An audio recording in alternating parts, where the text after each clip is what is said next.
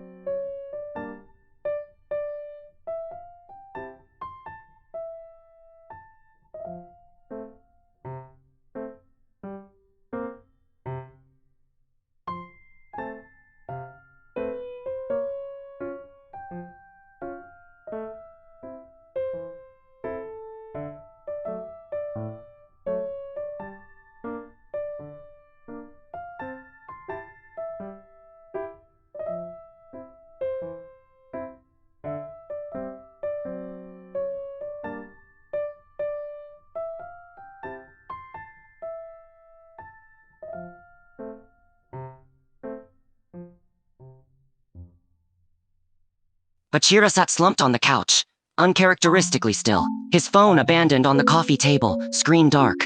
His leg jittered with restless energy, and his usual playful grin was nowhere to be found. Instead, a frown tugged at his lips, his hair a messy halo from too many anxious runs of his fingers through it. For once, the room felt too quiet around him.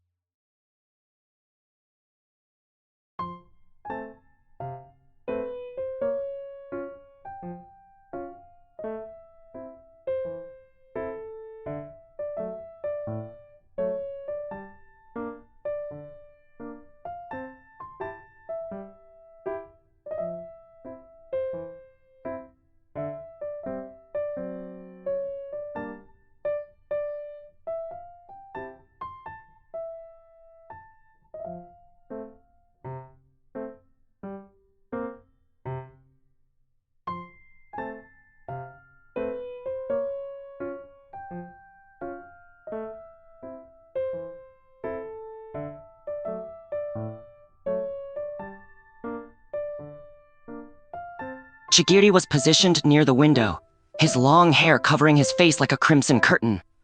His arms were crossed tightly over his chest, his jaw clenched so firmly that you could see a vein in his neck. When you entered the room, he didn't even spare a glance in your direction, staring resolutely out the window, completely oblivious to your presence. It was a familiar sight you had grown accustomed to. That tense jaw, the thin line of his lips, the brooding silence.